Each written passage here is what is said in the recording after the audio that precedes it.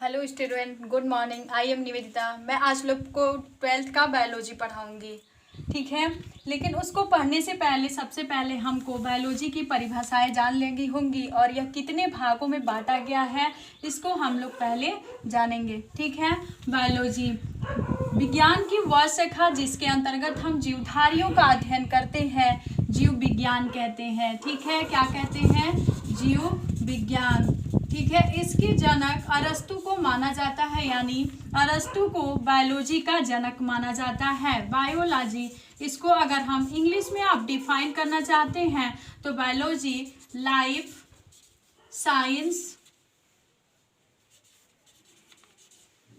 Science और biology,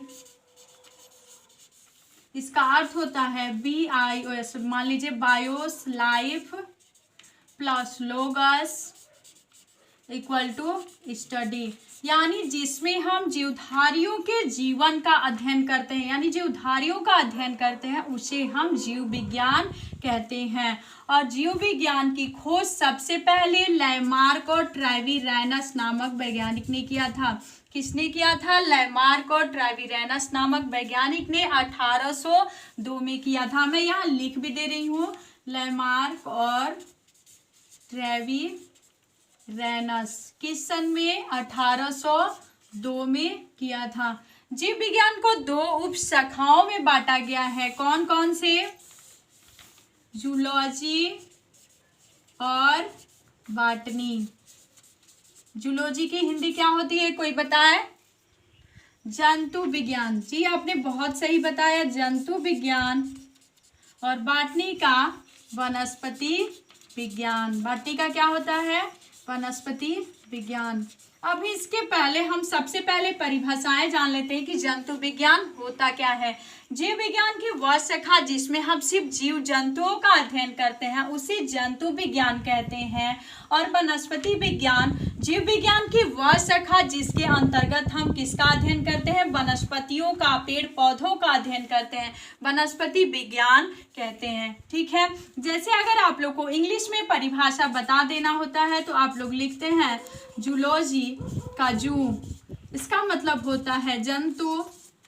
उसके बाद आप लिखते हैं life plus logos equal to study. देखिए यहाँ पे डिफिनीशन आपका क्लियर है कि जिसमें जंतु के जीवन का अध्ययन किया जाता है, ना कि वनस्पति कहीं दिख रहा है, इसीलिए जंतु विज्ञान कहते हैं। इसलिए और वनस्पति विज्ञान को जिसमें वनस्पतियों का अध्ययन किया जाता है, जैसे बॉटनी को आप लिखते हैं, बॉटनी को बोटानी, उसके बाद आप लिखते हैं इसका अर्थ हर्ब, फिर लिखते हैं लाइफ प्लस लोगस प्लस स्टडी, यानी वनस्पतियों के जीवन का अध्ययन करते हैं, इसीलिए हम इसको वनस्पति विज्ञान कहते हैं।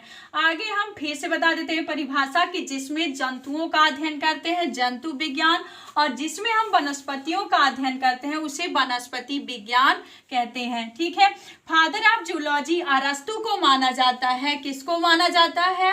अरस्तु को, ठीक है। और फादर ऑफ बॉटनी किसको माना जाता है?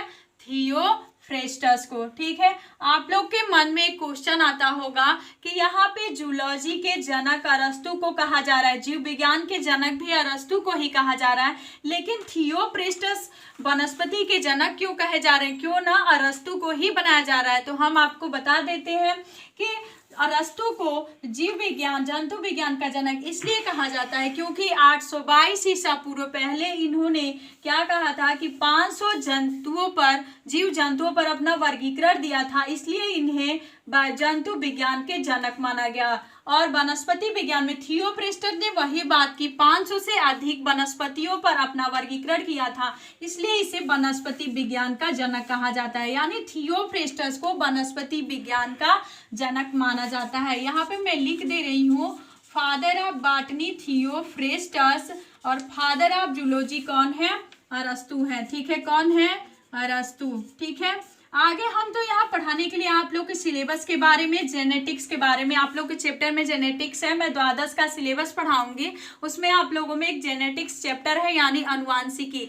लेकिन उसके पहले मैं आपके सिलेबस के बारे में बता देना चाहूंगी पहले आप लोगों में 5 यूनिट है और एनसीईआरटी पैटर्न की बुक है आप लोगों की, वही यूपी बोर्ड हिंदी में ही रहेगा लेकिन उसका पैटर्न एनसीईआरटी में रहेगा, जिसमें पहला यूनिट है आपका जनन, दूसरा है आनुवांशिकी और विकास, तीसरा है जीव विज्ञान और मानव कल्याण, और चौथा यूनिट है जैव प्रौद्योगिकी एवं उसके अनुप्रयोग, और पांचवा यूनिट है पारिस्थितिकी एवं पर्यावरण, जिसमें से हम आप लोग को आज आनुवंशिकता के बारे में पढ़ाएंगे। ठीक है, क्लियर है इतना कि जूलॉजी किसे कहते हैं, बॉटनी किसे कहते हैं, बायोलॉजी किसे कहते हैं। अगर किसी को भी कोई कंफ्यूजन तो पूछ सकता है। अच्छा ठीक है, चलते हैं हम आगे। अगर किसी को कोई कंफ्यूजन नहीं है तो चलिए आते हैं जेनेटिक्स आनुवांशिकी पर। आनुवांशिकी का नाम आप लोग बहुत सुने होंगे, तो आनुवांशिकी 10th में भी आप लोग पढ़ चुके, आप लोग द्वादश में आज गए हैं, तो आनुवांशिकी के बारे में कुछ बताइए। एनीवन? चलिए हम ही बता देते हैं। आनुवांशिकी जीव विज्ञान की वह शाखा है जिसके अंतर्गत हम जंतुओं की समानताओं असमानताओं के बारे में अध्ययन करते हैं, उसे ही हम क्या कहते हैं, आनुवंशिकी कहते हैं। ठीक है, आनुवंशिकी पे सर्वप्रथम प्रयोग वैटसन नामक वैज्ञानिक ने किया था, लेकिन इस पे नींव किसने डाला था, ग्रेगर जॉन मेंडल ने। ठीक है, ग्रेगर जॉन मेंडल का नाम आप लोगों ने सुना ही होगा, 10th के पेपर में भी आता है। तो आप लोग ये बताइए कि फादर ऑफ जेनेटिक्स किसको माना जाता है, ग्रेगर जॉन मेंडल। सही बताया आपने, ग्रेगर जॉन मेंडल को आनुवांशिकी का जनक कहा जाता है। ठीक है, इसके पहले मैं आनुवांशिकता की परिभाषा बता दे रही हूँ, उसके बाद आगे हम लोग पढ़ते हैं। आनुवांशिकता अब क्या होता है, आनुवांशिकता एवं वंशागति क्या एक ही होती है या अलग अलग होता है, तो आनुवांशिकता एवं वंशागति दोनों एक ही होता है। इसकी इंग्लिश होती है हेरिडिटी, आनुवांशिकता इनहेरिटेंस को वंशागति कहते हैं। आनुवांशिक लक्षणों को एक पीढ़ी से दूसरे पीढ़ी तक पहुंचाना ही क्या कहलाता है, आनुवांशिकता तथा वंशागति कहलाता है। ठीक है, ये दोनों एक ही चीज है। आनुवांशिक लक्षण यानी जो डीएनए होते हैं, आपके जीन होते हैं, वो एक पीढ़ी से दूसरी पीढ़ी में स्थानांतरित होते रहते हैं, यानी माता पिता से पुत्रों को प्राप्त होते रहते हैं, उससे ही हम आनुवांशिकता एवं वंशागति कहते हैं। ठीक है, अब हम आते हैं ग्रेगर जॉन मेंडल पे। इतना आनुवांशिकी की परिभाषा, आनुवांशिकता की परिभाषा क्लियर हुआ। सर्वप्रथम प्रयोग किसने किया था, पेटसन ने, जी सही है। और सबसे पहले नींव किसने डाली थी, ग्रेगर जॉन मेंडल ने, इसीलिए इन्हें आनुवांशिकी का जनक कहा जाता है। ठीक है, अब हम आते हैं आनुवांशिकता पे। इन्होंने क्या किया, ग्रेगर जॉन मेंडल ने जब नींव डाली तो 1866 में अपनी पुस्तक annual proceeding the natural history society of the world, मैं लिख देती हूँ, एनुअल प्रोसेडिंग of the natural history society of Bern, इन्होंने 1866 में अपनी पुस्तक annual proceeding of the natural history society of Brunn में नींव डाली थी, यानी आनुवांशिकता के बारे में लिखा था, लेकिन इस पे किसी ने ध्यान नहीं दिया। लेकिन इनके मृत्यु के बाद 34 वर्ष बाद 3 वैज्ञानिक ह्यूगो डी व्रीज, शेरमार्क तथा कार्ल कोरलेंस और इनके बुक पे ध्यान दिया और इनके प्रयोग को सफल बनाया, इसलिए इन्हें आनुवांशिकता का जनक माना जाता है। अर्थात ग्रेगर जॉन मेंडल को आनुवांशिकी का जनक माना जाता है। इनकी बुक का नाम क्या था, एनुअल और proceeding of the natural society of the Brunn. इसी बुक में इन्होंने आनुवांशिकता के बारे में लिखा था। इसके बाद कितने वैज्ञानिकों ने इनके नींव को सफल बनाया, तो 3 वैज्ञानिक थे। कौन कौन से, ह्यूगो डी व्रीज, शेरमार्क और कौन था, शेरमार्क और आपका कार्ल कोरेंस थे। ठीक है, अब आगे हम चलते हैं कि आनुवांशिकता पर प्रयोग इन्होंने किस पौधे पर किया था, तो किस पर किया था, मटर के पौधे पे। क्या आप लोग बता सकते हैं वो मटर का पौधा जंगली था या गार्डन पी था, गार्डन पी था। ठीक है, उसका वैज्ञानिक नाम क्या होता है, पाइसम सटाइवम। जी आपने सही पकड़ा, इसका वैज्ञानिक नाम पाइसम सटाइवम होता है। यानी इन्होंने उद्यान मटर गार्डन पी पे अपना प्रयोग किया था। और क्यों किया था, आखिर कोई कारण तो होगा जो इन्होंने गार्डन पी पे ही अपना प्रयोग किया था। मैं बता दे रही हूँ इन्होंने गार्डन पी पे प्रयोग क्यों किया था, क्योंकि मटर का पौधा एक वर्षीय होता है और उसमें स्वपरागण होते हैं और वह द्विलिंगी होता है। मटर का पौधा एक वर्षीय होता है। एक वर्षीय क्या मतलब, जो 12 महीने में जो फसल तैयार होती है, जी नहीं, 3-4 महीने में जिसकी फसल तैयार हो जाती है उसे एक वर्षीय कहते हैं। ठीक है। और द्विलिंगी आप लोग जानते ही हैं कि एक ही जंतु के अंदर नर तथा मादा दोनों जननांग उपस्थित होते हैं। सॉरी, यहाँ पे जंतु ना कहकर हम लोग वनस्पति कहते हैं तो ज्यादा सूटेबल होगा। यानी वनस्पति के अंदर, एक ही वनस्पति के अंदर यानी गुड़हल का पौधा है तो उसी में दोनों लक्षण, नर का भी और मादा जनांग दोनों उपस्थित होते हैं। ऐसे जंतु या पौधों को द्विलिंगी कहते हैं। ठीक है। स्वपरागण से मतलब यानी वही का पुष्प, उसी के पुष्प का पराग कर टूट करके वर्तिकाग्र से जब क्रिया करता है तो उसे क्या कहते हैं, परागण की क्रिया कहते हैं। तो उसे ही स्वपरागण, यानी अपने ही पौधे पे अपने ही पुष्प पे करेगा, उसे ही स्वपरागण कहते हैं। कुल मिलाकर इन्होंने प्रयोग इसलिए किया कि मटर का पौधा एक वर्षीय होता है और यह द्विलिंगी होता है और इसमें कौन सा निषेचन होता है, सेल्फ पॉलिनेशन यानी स्वपरागण होता है।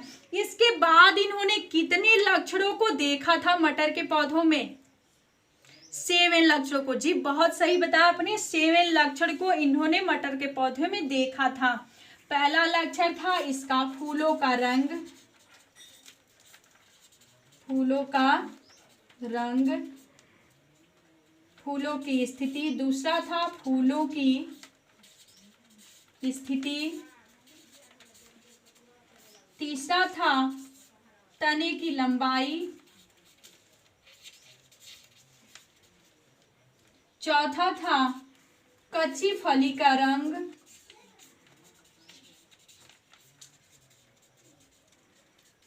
पांचवा था पक्की फली की आकृति, पक्की फली की आकृति। और छठा आपका था बीजों की आकृति।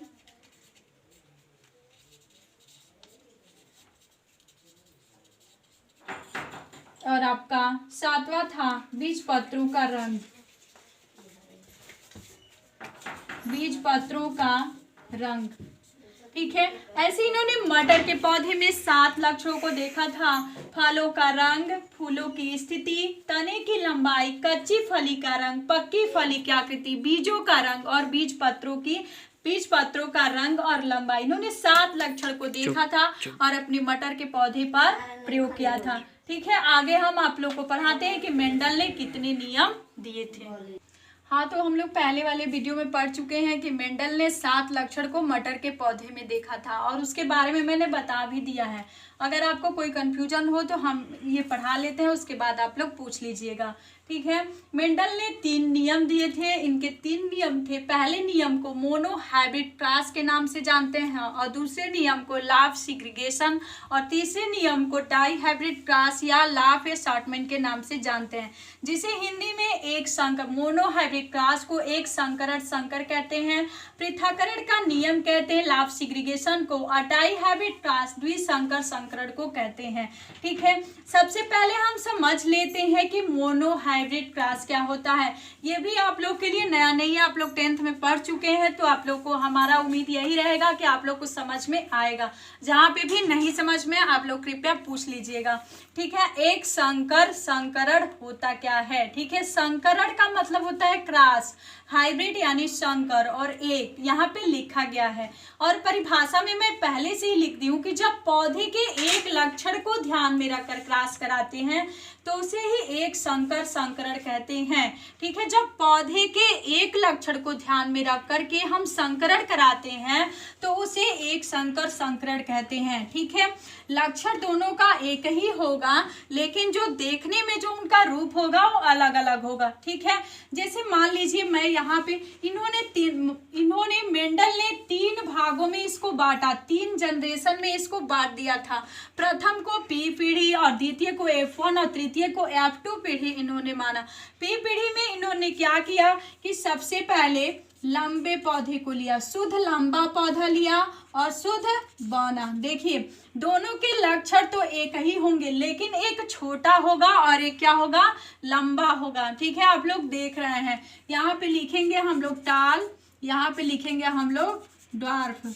ये दोनों प्लांट लेते हैं, दोनों के बीच हम क्रॉस कराते हैं। ठीक है, क्रॉस का निशान मैं यहाँ दिखा दे रही हूँ, यानी दोनों में क्रॉस फर्टिलाइजेशन कराते हैं। तो यहाँ पे हमको क्या मिल जाएगा, कैपिटल टी और स्मॉल टी, यानी एक का लक्षण छुप जाता है और एक का लक्षण आपके सामने उभर कर आता है। ठीक है, यहाँ पे आप देख रहे हैं, तो इसे हम कहेंगे संकर लंबे पौधे। क्या कहेंगे, संकर लंबे पौधे। ठीक है, एक का लक्षण उभर कर सामने आया और एक का छुप गया। ठीक है, इसी को कहते हैं संकर लंबे पौधे। अब आगे हम देखते हैं कि क्या ये ऐसे ही रह जाएगा, नहीं, इसके लक्षण जो पी पीढ़ी का लक्षण है वो बाद में उभर कर F2 पीढ़ी में उभर कर सामने आता है। अब हम F1 पीढ़ी में क्या कराते हैं, कौन सा पॉलिनेशन, सेल्फ पॉलिनेशन कराते हैं।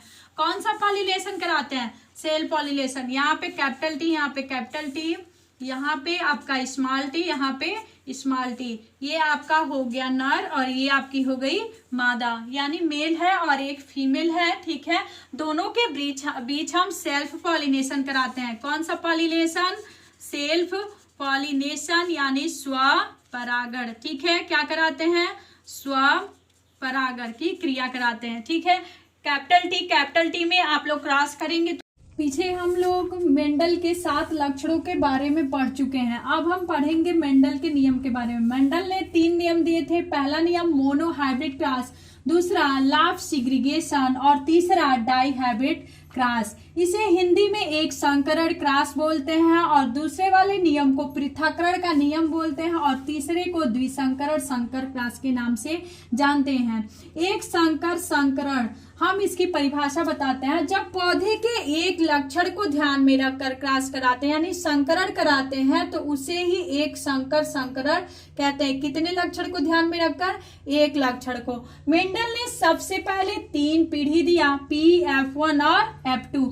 पी पीढ़ी में उन्होंने लंबे पौधे को लिया, कैपिटल टी से इसे डिनोट किया, और ड्वार्फ पौधों को स्मॉल टी से, और दोनों में जब क्रॉस कराया तो F1 पीढ़ी में कैपिटल टी स्मॉल टी पौधे प्राप्त हुए, यानी संकर लंबे पौधे प्राप्त हुए। स्मॉल टी का लक्षण छुप गया और कैपिटल टी का लक्षण दिख रहा है, इसीलिए इसे संकर लंबे पौधे कहते हैं। एक चीज मैं यहाँ और बता देती हूँ जानकारी के लिए कि जिसका लक्षण दिखता है उसे प्रभावी कहते हैं और जिसका लक्षण छुप जाता है उसे अप्रभावी कहते हैं।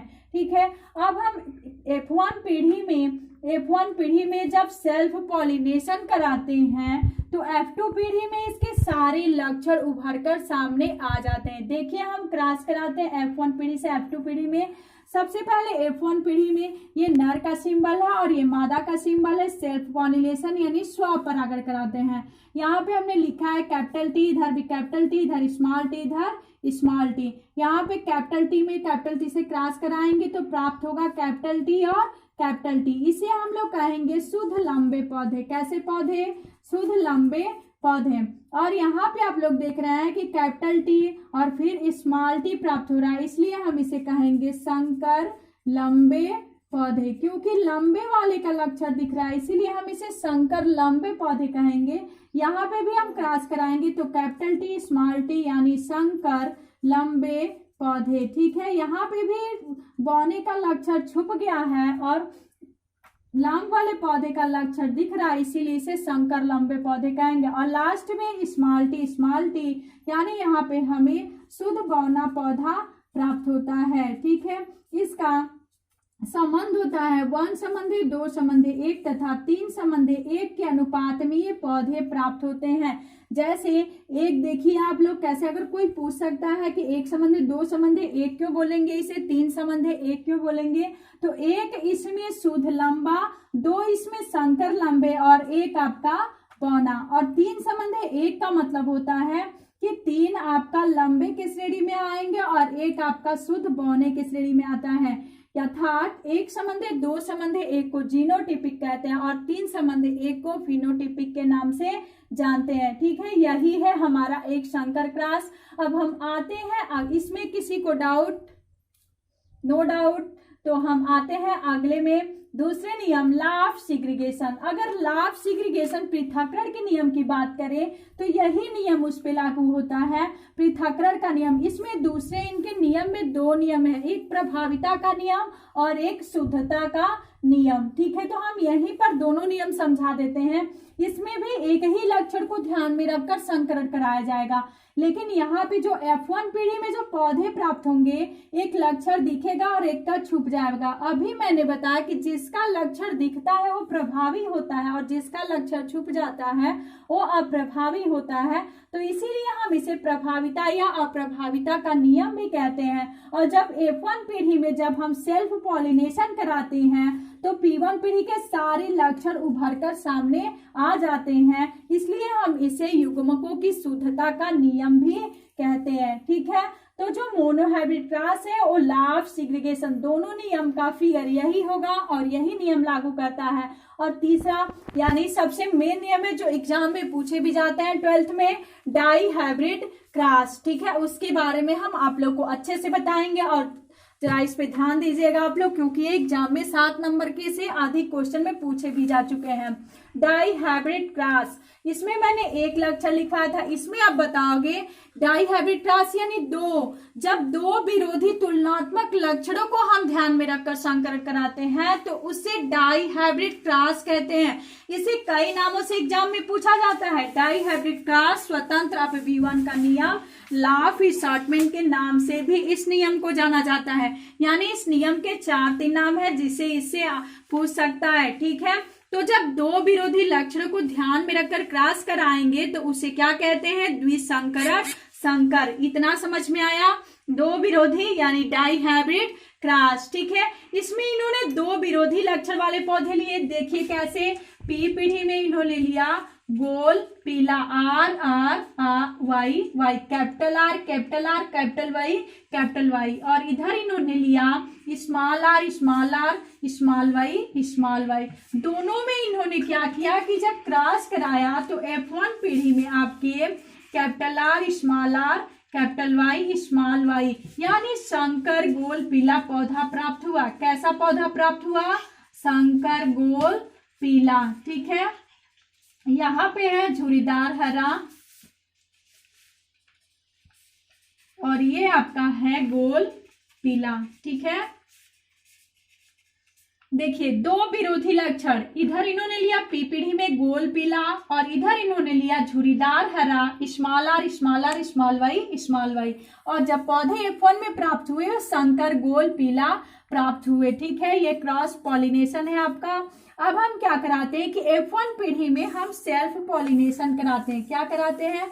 Self pollination. मैं पहले ही बता चुकी हूँ, सेल्फ पॉलिनेशन यानी स्व परागण कराते हैं। ठीक है, देखिए कैसे कराते हैं हम। ये 4 कॉलम आप लोग बना लीजिए। अब इसमें देखिए, इसमें ये है आपका नर और ये है आपकी मादा। यहाँ लिख देते हैं सेल्फ पॉलिनेशन यानी स्वपरागण की क्रिया। ठीक है, यहाँ लिखेंगे कैपिटल आर कैपिटल वाई, यहाँ लिखेंगे कैपिटल आर स्मॉल वाई, यहाँ लिखेंगे स्मॉल आर कैपिटल वाई, यहाँ लिखेंगे स्मॉल आर स्मॉल वाई। ठीक है, इधर भी वैसे ही लिखेंगे कैपिटल आर कैपिटल वाई, यहाँ लिखेंगे कैपिटल आर स्मॉल वाई, यहाँ लिखेंगे स्मॉल आर कैपिटल वाई और यहाँ लिखेंगे स्मॉल आर स्मॉल वाई। ठीक है, और आप लोग को भी बोला ये कहाँ से आया, आप लोग देख रहे हैं। देखिए कैसे जोड़ा बनता है, कैपिटल आर के साथ कैपिटल वाई को हम लिख देते हैं। ठीक है, फिर कैपिटल आर को हम स्मॉल वाई के साथ लिखते हैं,